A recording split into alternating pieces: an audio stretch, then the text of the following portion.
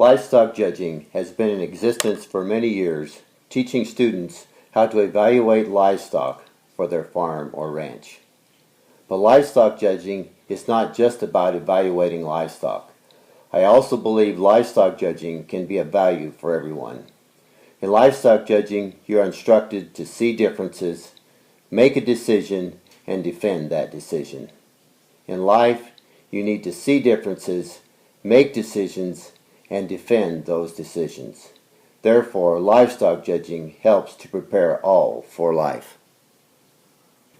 In life, it's important to get the big picture before honing in on details. The same is true for livestock judging. You need to stand at a distance from the animals to see all and compare, then start looking for details.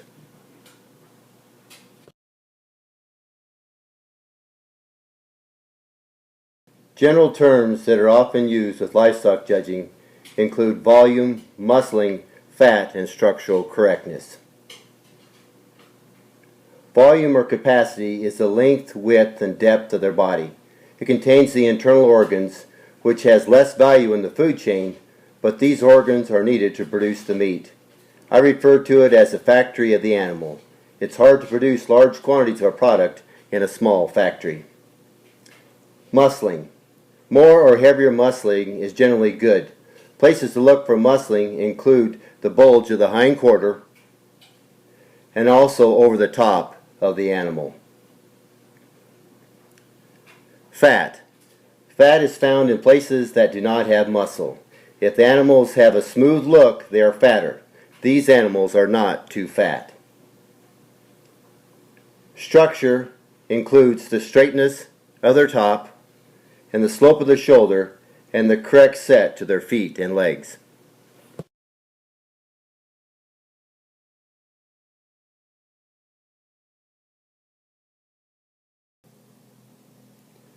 The primary traits used to evaluate market hogs include muscling, volume, leanness, and structural correctness.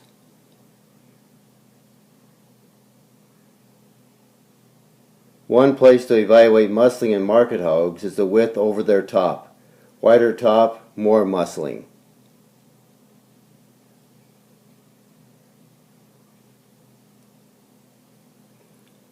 Also, pigs with more muscling stand wider when viewed from the rear,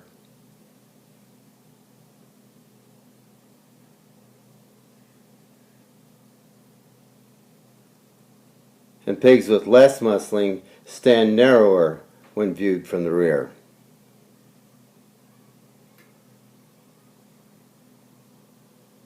Going to have out to the ham, amount of muscling that you're going to have there. And another thing that I think works well with hogs and basically with all species is you can tell a lot about them as they walk away from you. If they kind of walk pretty narrow behind, they're walking along close together, less muscle. If they're kind of walking out with a wider, stronger stance, they're probably going to have more muscle in their ham. That's going to carry then up over their top then as well. So that's basically how we evaluate them and try to distinguish the amount of muscle that they're going to have. Volume, just as in math, has 3 dimensions. Width over their top and through their chest floor.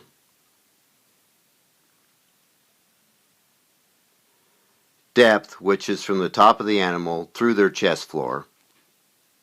And their length of body.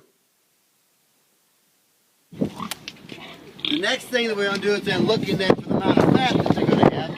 And remember now, fat goes in places where there's not muscle. Places to look for fat include behind the shoulder blade, if there's a tuck between the loin and ham, at the base of the ham, along the jowl and underline, and the amount of blade action at the shoulder blade. So, we're going to tend to find fat, then it's going to be kind of here tucked between the loin and the ham. The amount of fat that they're going to have then at the base of their ham. Fat also then accumulates in the lower 1/3 in the jowl. So we can compare the amount there. And another good thing with hogs is hogs, we actually then can look at the shoulder blade up here, and the amount of action that they're going to have then up on their shoulder gives us an indication of the amount of fat they have.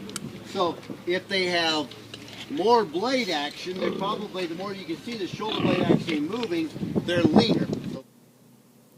Structural correctness is the least important trait when evaluating market hogs. One reason is that they will go to market and all the traits will not be passed to the next generation. Another reason is that they'll only be in the herd for a few months, and usually the structural defects do not cause problems until later in life.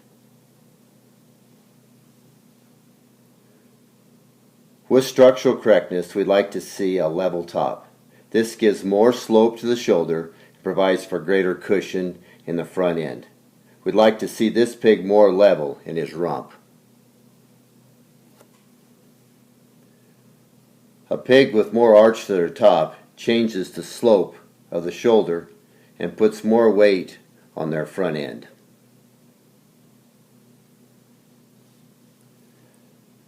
The pastern also provides cushion for the animal. We like slope to the pastern, but not too much slope.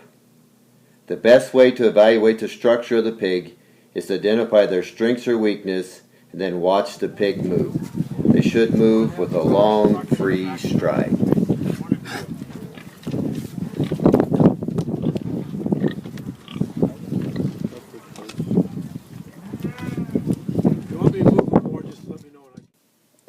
We are now ready to combine all of our traits and make a final decision. With this class, I'm hoping that the obvious for you was to put this pig and this pig up in the top. So like 1 and 3 need to go up to the top. Because if we start evaluating there, looking at muscle, fat, and those kinds of things, these are the hogs then that are going to have the most width in up over their top. Have it most square to their hands. The ones that walked out wider and stronger. Most expression of muscling, as I look at him from behind, he probably walks out wider down there. Again, kind of stiff moving, but if you look at him, he walks out wide and strong.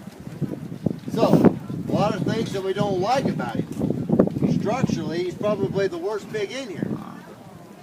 But I think that if we go, again, when we're going to load him up on a trailer, and I might be wrong when we get over there, but when we load him up on a trailer, take him over to the locker, I think he's going to hang up the carcass that's going to have the highest percentage muscle with the least amount of fat and the most expression of muscle.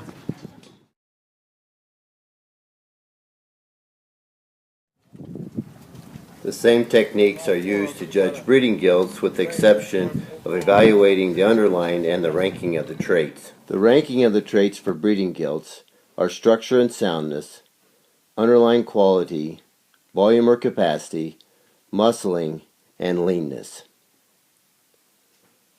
Structure and soundness is the most important trait, as these animals will be in the herd longer than market animals, and individual traits will be passed to future generations. Also, most hogs are raised in confinement, so structural soundness is more important when the hogs will be on concrete. When evaluating the underline, the number and spacing of the teats is important. Each side should have at least 6 teats, as the number of teats corresponds to the number of baby piglets which can nurse. It's also important that there are no inverted teats or pin teats, as these are non-functional. Volume, muscle, and leanness are evaluated in a similar manner for breeding gilts as market hogs. We have discussed the value and importance of livestock judging and have gone into some depth of evaluating both market and breeding hogs. There are some differences when evaluating cattle and sheep, but the same general procedure is followed. Livestock judging is a skill that is beneficial to a livestock producer, but it also teaches decision making and other life skills. Remember, get the big picture, then look for details.